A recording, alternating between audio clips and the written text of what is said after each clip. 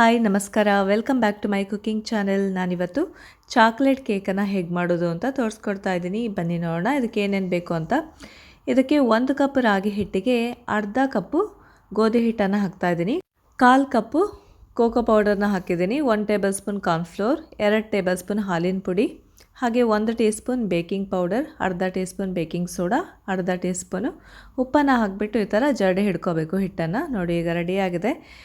ಈಗ vet ಮಿಕ್ಸ್ಚರ್ನ ready ಮಾಡ್ಕೊಳ್ಳೋಣ. ಇಲ್ಲಿ ನಾನು 1 ಕಪ್ಪು ಗಟ್ಟಿ ಹಾಲನ್ನು ತಗೊಂಡಿದ್ದೀನಿ. ಹಾಗೆಯೇ ಇದಕ್ಕೆ 3/4 ಕಪ್ಪು ಬೆಲ್ಲವನ್ನು ಹಾಕ್ತಾಯಿದ್ದೀನಿ. ಹಾಗೆ ಅರ್ಧ ಕಪ್ಪು ತುಪ್ಪವನ್ನು ಹಾಕ್ಕೊಂಡಿದ್ದೀನಿ. ನೀವು ಎಣ್ಣೆ ಕೂಡ ಯೂಸ್ ಮಾಡ್ಕೋಬೋದು. ನೋಡಿ, ನಾನು ತುಪ್ಪವನ್ನು ಅರ್ಧ ಕಪ್ ತೊಗೊಂಡಿದ್ದೀನಲ್ಲ, ಎಣ್ಣೆಯನ್ನು ಕೂಡ ಅರ್ಧ ಕಪ್ಪೇ ತೊಗೊಳ್ಬೇಕಾಗತ್ತೆ. ಈಗ ಈ ಬ್ಯಾಟರ್ಗೆ ಈ ಡ್ರೈ ಫ್ಲೋರ್ ರೆಡಿ ಮಾಡ್ಕೊಂಡಿದ್ವಲ್ಲ, ಅದನ್ನು ಈ ಥರ ಹಾಕಿಬಿಟ್ಟು ಮಿಕ್ಸ್ ಮಾಡ್ಕೋಬೇಕು ನೀಟಾಗಿ. ಗಟ್ಟಿಯಾಗಿತ್ತು, ಅದಕ್ಕೆ ನಾನು ಸ್ವಲ್ಪ ನೀರನ್ನು ಕೂಡ ಆ್ಯಡ್ ಮಾಡ್ಕೊಂಡಿದ್ದೀನಿ. ನೋಡಿ ಈಗ ಬ್ಯಾಟರ್ ರೆಡಿಯಾಗಿದೆ.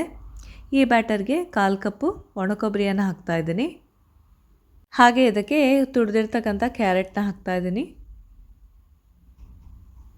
ಹಾಗೆಯೇ ಈ ವಾಲ್ನಟ್ ಮತ್ತು ಚಾಕ್ಲೇಟನ್ನು ಕೂಡ ಹಾಕ್ಕೊಂಡಿದ್ದೀನಿ. ನಿಮಗೆ ಏನು ಬೇಕೋ ಅದನ್ನು ಹಾಕ್ಕೊಳ್ಬೋದು, ಬೇಡ ಅಂದರೆ ಸ್ಕಿಪ್ ಮಾಡ್ಕೋಬೋದು.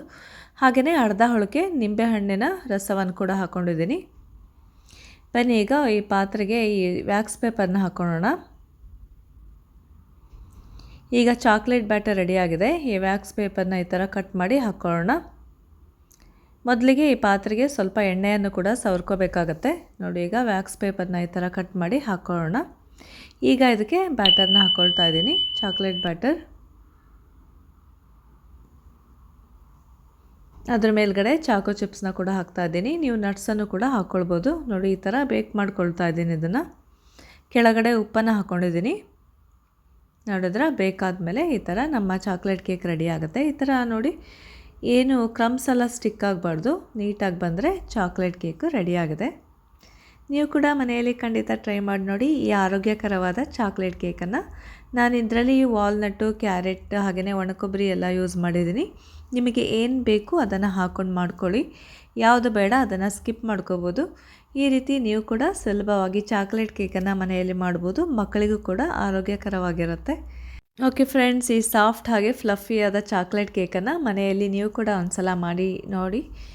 ಓಕೆ, ನಿಮಗೆ ಇಷ್ಟ ಆದರೆ ಲೈಕ್ ಕೊಡೋದನ್ನು ಮರಿಬೇಡಿ. ಹಾಗೆ ಇನ್ನೊಂದು ರೆಸಿಪಿ ಜೊತೆ ಮತ್ತೆ ಭೇಟಿಯಾಗೋಣ. Thank you so much for watching.